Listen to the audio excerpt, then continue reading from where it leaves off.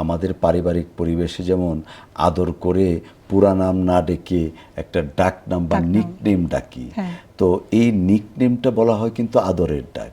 তো আমরা যখন মাঞ্জেলা বলেন, আমরা ধরে নেই বাংলাদেশ শুধুমাত্র চীনের প্রতিবেশী না, বাংলাদেশ চীনের অত্যন্ত আপন ঘনিষ্ঠ বন্ধু, যে কারণে মাঞ্জেলা বলে।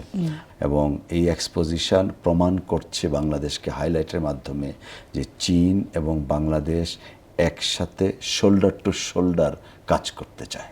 চীনকে মাননীয় প্রধানমন্ত্রীর সর্বাধিক গুরুত্ব দিয়ে মাননীয় প্রধানমন্ত্রীর দ্বিতীয় সফর, বিদেশের দ্বিতীয় সফর চীনকে তিনি ধরেছেন।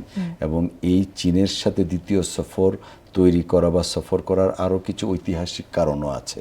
সুপ্রিয় দর্শক, আমি ইয়াংওয়েমিং স্বর্ণা, চীনের কুনমিং থেকে আপনাদের সবাইকে জানাচ্ছি আন্তরিক শুভেচ্ছা। আজকে আমাদের সাথে যোগ দিচ্ছেন বাংলাদেশের মাননীয় ডেপুটি স্পিকার জনাব কায়সার কামাল।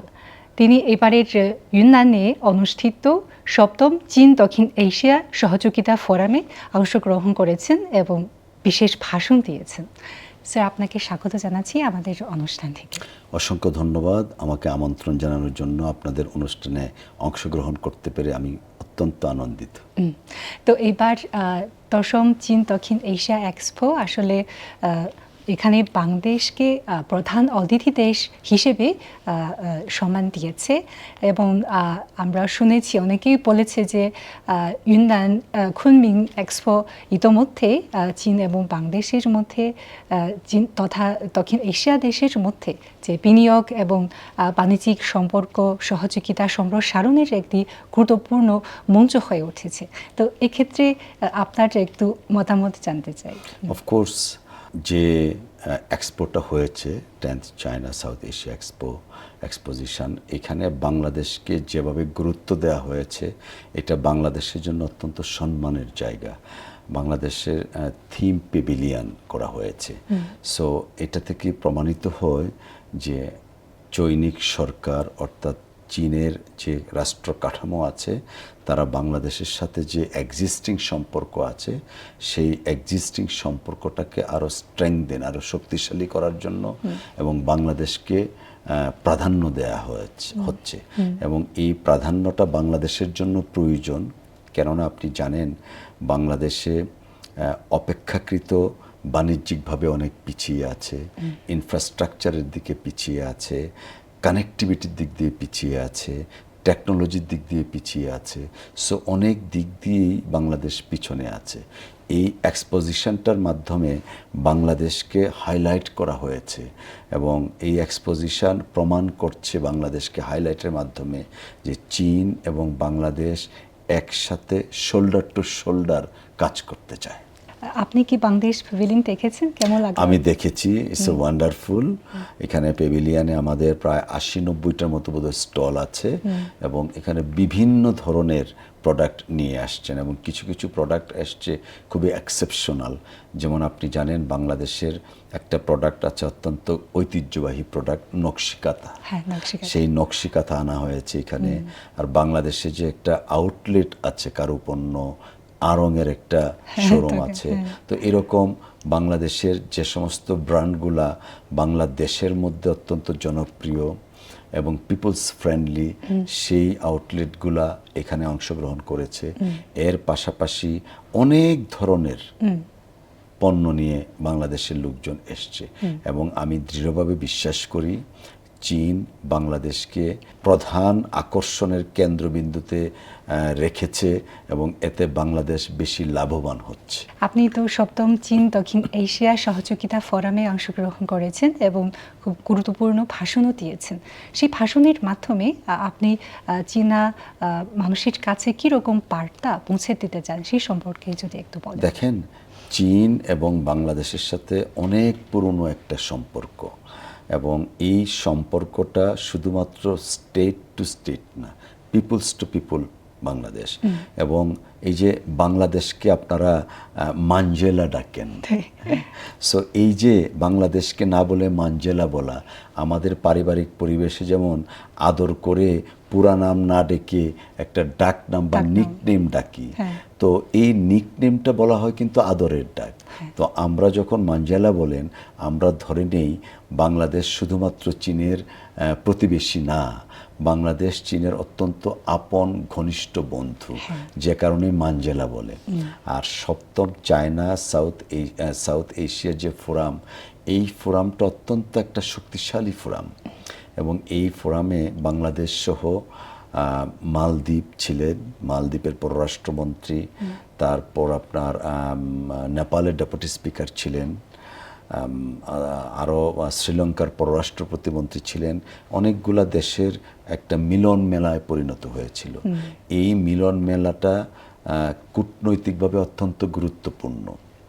পাশাপাশি আমাদের যে আদার্স জিনিসগুলো আছে, যেমন ইনফ্রাস্ট্রাকচারের ডেভেলপমেন্ট, আর পাশাপাশি আমাদের এআই টেকনোলজি ইন্ট্রোডিউস করা বাংলাদেশে, এবং ইকো এগ্রিকালচার, বিভিন্ন সেক্টরে কাজ করা যেতে পারে। আর সবচেয়ে ইম্পর্টেন্ট যেটা হচ্ছে, এই গতকালকের যে সম্মেলন হয়েছে, সেই সম্মেলনে আমরা আনুষ্ঠানিকভাবে ঘোষণা করেছি যে বাংলাদেশের মাননীয় প্রধানমন্ত্রী চলতি মাসের শেষ সপ্তাহে চায়না সফর করবেন, এবং চায়না সফরের মাধ্যমে বাংলাদেশের সাথে যে চীনের একটা শক্তিশালী বন্ধুত্বপূর্ণ ঐতিহাসিক সম্পর্ক, সেটা আরও জোরদার হবে। এবং চীনকে মাননীয় প্রধানমন্ত্রীর সর্বাধিক গুরুত্ব দিয়ে মাননীয় প্রধানমন্ত্রীর দ্বিতীয় সফর, বিদেশের দ্বিতীয় সফর চীনকে তিনি ধরেছেন। এবং এই চীনের সাথে দ্বিতীয় সফর তৈরি করা বা সফর করার আরও কিছু ঐতিহাসিক কারণও আছে। আপনি জানেন, চীনের সাথে যে কূটনৈতিক সম্পর্ক স্থাপন করা হয়, বর্তমান মাননীয় প্রধানমন্ত্রীর পিতা শহীদ রাষ্ট্রপতি জিয়াউর রহমান সাহেব সর্বপ্রথম 1977 সনে চীনের সাথে কূটনৈতিক সম্পর্ক স্থাপন করেন, এবং তিনি তখন চীনে এসেছিলেন। পরবর্তীতে 1980 সনে তিনি চীনে এসেছিলেন। তারপরে আজকের প্রধানমন্ত্রীর তারেক রহমান সাহেবের মা দেশনেত্রী বেগম খালেদা জিয়া, সাবেক প্রধানমন্ত্রী, তিনিও কিন্তু 1991 সনে প্রধানমন্ত্রী নির্বাচিত হওয়ার পরপরই চীনে এসেছিলেন। পরবর্তীতে আবার 2001 সনে তিনি যখন আবার নির্বাচিত হলেন, তখন 2002 সনে চীনে আসলেন। তো আপনি যদি একটু লিঙ্কটা দেখেন, শহীদ রাষ্ট্রপতি জিয়াউর রহমান, বেগম খালেদা জিয়া, এখন তারেক রহমান। তো অর্থাৎ বিএনপি যখন বাংলাদেশের রাষ্ট্র পরিচালনা ভার নেয় বা থাকেন, নির্বাচিত করেন, তখন চীনের সাথে সম্পর্কটা শুধুমাত্র একটা সম্পর্ক থাকে না, একটা বিশেষ সম্পর্ক স্থাপন হয়। এবং এই সফরগুলোর মাধ্যমে সেটা প্রমাণিত হচ্ছে যে বাংলাদেশ চীনকে সর্বাধিক গুরুত্ব দিচ্ছে, ঠিক তেমনিভাবে চীনও বাংলাদেশকে অত্যন্ত আপন হিসাবে বিবেচিত করে বাংলাদেশকেও গুরুত্ব দিয়ে আসছে। আসলে দুই দেশের মধ্যে যেমন একটা প্রধান বিষয়টা হলো এই বাণিজ্যিক ক্ষেত্রে যে সহযোগিতা, বাণিজ্যিক যে সম্পর্ক সুসংহত করার জন্য আসলে একটা সুষ্ঠু নীতি এবং ভালো আইনি পরিবেশ দরকার। তো এই ক্ষেত্রে যেমন চীনের বিনিয়োগকারীদের এবং বিশ্বের বিনিয়োগকারীদের আকর্ষণ করতে আপনাদের যেমন সংসদ থেকে কি কি সহায়তা প্রদান করতে পারেন? এটা খুবই অত্যন্ত গুরুত্বপূর্ণ একটা প্রশ্ন। মাননীয় প্রধানমন্ত্রী জনাব তারেক রহমান সাহেব ওনার পররাষ্ট্রনীতি যেটা ঘোষণা করেছেন, বাংলাদেশ ফার্স্ট, অর্থাৎ সবার আগে বাংলাদেশ। তো সেই সবার আগে বাংলাদেশ নীতির মাধ্যমে আমরা চীন সহ অপরাপর যারা বন্ধুরাষ্ট্র আছে, তাদের ইনভেস্টমেন্টের ক্ষেত্রে বাণিজ্যিক সহযোগিতার জন্য একটা স্পেশাল ওয়ান স্টপ সার্ভিস চালু করার পরিকল্পনা রয়েছে। পার্টিকুলারলি চীনা ইনভেস্টরদের জন্য আমাদের যেমন ইপিজেড আছে, আরও নতুন নতুন ইপিজেড করা হচ্ছে, এক্সপোর্ট প্রসেসিং জোন। সেই এক্সপোর্ট প্রসেসিং জোন নতুন যেগুলো করা হবে, শুধুমাত্র চীনের জন্য ডেডিকেট করে করা হচ্ছে।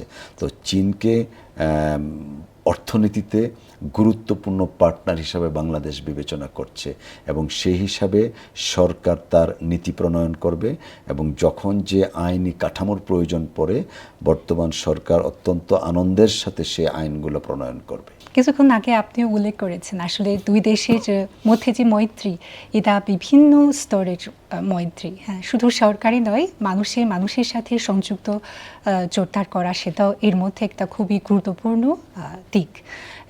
ভবিষ্যতে যেমন সংসদ পর্যায়ে বা যুবকদের মধ্যে বা বিভিন্ন স্তরের যে যোগাযোগ আরও গভীর করতে, তো এই ক্ষেত্রে আপনাদের যে আর কি পরিকল্পনা আছে? পরিকল্পনাটা আমাদের বাংলাদেশের যেমন আছে, আমি বিশ্বাস করি চীন সরকারেরও আছে। যেমন ধরেন এখন বিশ্ব রাজনীতিতে একটা নতুন প্রিন্সিপাল এস্টাবলিশড হয়েছে, নতুন ফেনোমেনন ক্রিয়েট হয়েছে, পার্লামেন্টারি ডিপ্লোমেসি, অর্থাৎ সংসদীয় কূটনীতি।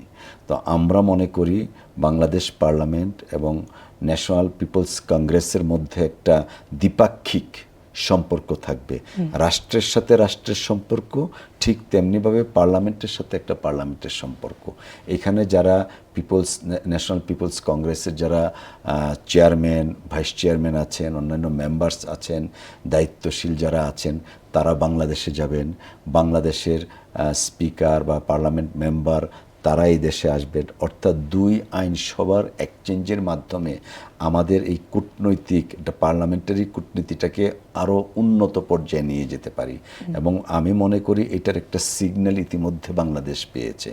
আপনি জানেন যে ন্যাশনাল পিপলস কংগ্রেসের ভাইস চেয়ারম্যান গতকাল এসছিলেন, আমাদের সাথে দ্বিপাক্ষিক বৈঠক হয়েছে। সেই বৈঠকে আমরা মাননীয় ভাইস চেয়ারম্যানকে, হিজ এক্সেলেন্সিকে আমন্ত্রণ জানিয়েছি এবং তিনিও আমাদেরকে বলেছেন যে আগামী অগাস্টে এই ন্যাশনাল পিপলস কংগ্রেসের একটা প্রোগ্রাম হবে, সেই প্রোগ্রামে হয়তোবা আমরা আবার দেখা হতে পারে। ঠিক তেমনিভাবে ইয়তের কথা যদি বলেন, বাংলাদেশে একটা vibrant country for the youth, যেখানে মোর দেন 40% জনসংখ্যার মধ্যে ইয়থ আছে। সো এই যে ইয়াত জনসংখ্যাটাকে কাজে লাগানোর জন্য, ওয়ার্কফোর্স হিসাবে কাজ করার জন্য চীন as a government, as a state এখানে আরও বেশি কার্যকরী ভূমিকা নিতে পারে বাংলাদেশ থেকে এনে।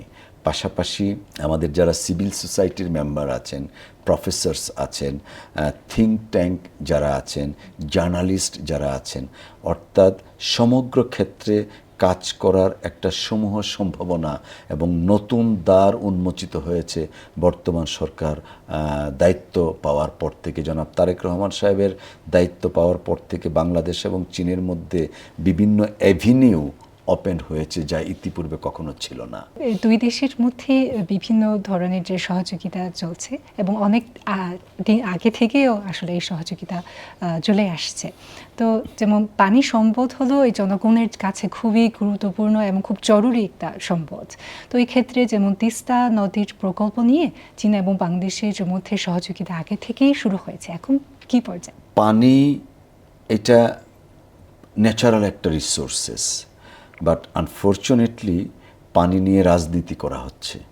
যেমন উজানের দেশ, আমাদের যতগুলা নদী আছে, তিস্তা, পদ্মা, মেঘনা, যমুনা, ব্রহ্মপুত্র কিছুটা চীনের সাথে সংশ্লিষ্টতা আছে, বাট অ্যাপার্ট ফ্রম ব্রহ্মপুত্র সবগুলা নদী উজানের দেশ থেকে প্রবাহিত, অর্থাৎ ভারত থেকে প্রবাহিত। তো আনফর্চুনেটলি ফারাক্কা বাঁধের মাধ্যমে বাংলাদেশে, ফারাক্কা বাঁধ আপনি নিশ্চয়ই জানেন, ভারতে তারা তৈরি করেছে। ফারাক্কা বাঁধের মাধ্যমে বাংলাদেশকে একটা মরুভূমি বানানো হচ্ছে। এখন আমাদের পানির সংকটটা এমন পর্যায়ে গেছে, পানির স্তর লেয়ার নিচে নামতে নামতে এখন অনেক জায়গায় ভূগর্ভস্থ পানি আমরা পাই না। কেন পাই না? বিকজ এই পানিটা তো বাংলাদেশে আসছে না। আনফর্চুনেটলি ইন্ডিয়ান ফরেন পলিসিতে আমরা দেখি, যখন আমাদের দেশে পানির প্রয়োজন নেই, অর্থাৎ বর্ষা মৌসুমে অটোমেটিক বৃষ্টির পানি আসে, তখন ওনারা ফারাক্কা বাঁধটা ওপেন করে দেন। এতে করে আমরা বন্যায় আক্রান্ত হই। যদি ড্রাই সিজনে, শুকনো মৌসুমে যদি ফারাক্কা বাঁধটা ওনারা ওপেন করতেন, খোলা রাখতেন, আমাদের হয়তো ভালো হতো। এখন তারা উল্টোটা করছেন, প্রকারান্তরে বাংলাদেশের মানুষকে কষ্ট দিচ্ছেন। আমাদের কৃষি পণ্য উৎপাদন করা সম্ভব হচ্ছে না। এমনকি আপনি জেনে অবাক হবেন, পানীয় জলের, অর্থাৎ যে পানি আমরা পান করি, সেই পানিটা পর্যন্ত আমরা পর্যাপ্ত পাচ্ছি না। তো এই ক্ষেত্রে আমাদের সরকার মাননীয় প্রধানমন্ত্রীর নেতৃত্বে ঘোষণা দিয়েছেন জনাব তারেক রহমান সাহেব যে পদ্মা নদীতে একটা ব্যারেজ করবেন। তো পদ্মা নদীতে যদি ব্যারেজটা হয়, পাশাপাশি তিস্তাটা বাংলাদেশের জন্য সবচেয়ে গুরুত্বপূর্ণ একটা প্রজেক্ট। কেননা উত্তরবঙ্গে আপনি যদি রাজশাহী, নবাবগঞ্জ, নাটোর, বগুড়া, সিরাজগঞ্জ, দিনাজপুর, পঞ্চগড়, নীলফামারী, কুড়িগ্রাম, ওই অঞ্চলের কয়েক কোটি মানুষ আজকে পানি শূন্যতায় ভুগছে। এবং এই তিস্তা ব্যারেজ যদি করা হয়, অফকোর্স আমরা বিশ্বাস করি আমাদের পরম এবং মহান বন্ধু চীন এই ব্যাপারে এগিয়ে আসবেন। তিস্তা ব্যারেজটা যদি হয়, কৃষিক্ষেত্রে প্রভূত উন্নয়ন সাধিত হবে, মানুষের জীবন মানের উন্নয়ন ঘটবে। আর সবচেয়ে বড় কথা, মানুষের জন্য যে পানির অপর নাম জীবন, সেই জীবনটা বাংলাদেশের মানুষ আবার ফেরত পাবে যদি চাইনিজ গভর্নমেন্ট তিস্তা ব্যারেজ প্রকল্পটা হাতে নিয়ে সম্পন্ন করে। খুব মূল্যবান সময় দিয়েছেন এবং আমাদের সাথে আপনার অনেক কিছু আইডিয়া শেয়ার করেছেন, এটার জন্য আপনাকে অসংখ্য ধন্যবাদ। আমি অত্যন্ত আনন্দিত এবং সম্মানিত বটে। আপনারা কষ্ট করে সুদূর বেইজিং থেকে এখানে এসছেন। বেইজিং থেকে কুনমিংয়ের দূরত্ব 3.5 ঘন্টার ফ্লাইট, অথচ কুনমিং থেকে ঢাকার মাত্র 2 ঘন্টার ফ্লাইট। তো আমরা মনে করি কুনমিং ঢাকার খুব কাছের শহর বেইজিং থেকে। তো আমরা যেভাবে কুনমিং এবং ঢাকা কাছাকাছি, আমরা দৃঢ়ভাবে বিশ্বাস করি এই ইউনান প্রভিন্স তারা আরও কিছু পরিকল্পনা নেবেন যেন এই কুনমিং থেকে বিমানের পাশাপাশি সড়ক পথে আমরা কুনমিংয়ে আসতে পারি। এতে করে আমাদের লাভবান হবে, আমাদের পণ্য আমদানি রপ্তানির ক্ষেত্রে সহজ হবে, খরচ কম হবে এবং পিপলস টু পিপলস অর্থাৎ মানুষের মধ্যে যোগাযোগটা আরও বৃদ্ধি পাবে। কুনমিংয়ের সাথে আমাদের কালচারাল হেরিটেজের অনেক মিল আছে, ভৌগোলিকভাবে আমরা খুব কাছাকাছি। জাস্ট একটু মায়ানমারের ভিতর দিয়ে রাস্তাটা নিলেই চট্টগ্রাম পাবেন। আর আপনি জানেন চট্টগ্রাম হচ্ছে ব্যাকবোন অফ আওয়ার ইকোনমি, বন্দর। তো অতএব কুনমিং থেকে যদি চট্টগ্রামের রাস্তা স্থাপিত হয়, কুনমিংও কিন্তু উপকৃত হবে। তো আমরা দৃঢ়ভাবে বিশ্বাস করি আমরা এই তিস্তা প্রকল্প যেমন চাইনিজরা এগিয়ে আসবেন, ঠিক তেমনিভাবে কুনমিং থেকে চট্টগ্রাম পর্যন্ত সড়ক পথে যোগাযোগ স্থাপনের জন্য উদ্যোগ গ্রহণ করবেন। আপনাকে অসংখ্য ধন্যবাদ। অনেক ধন্যবাদ।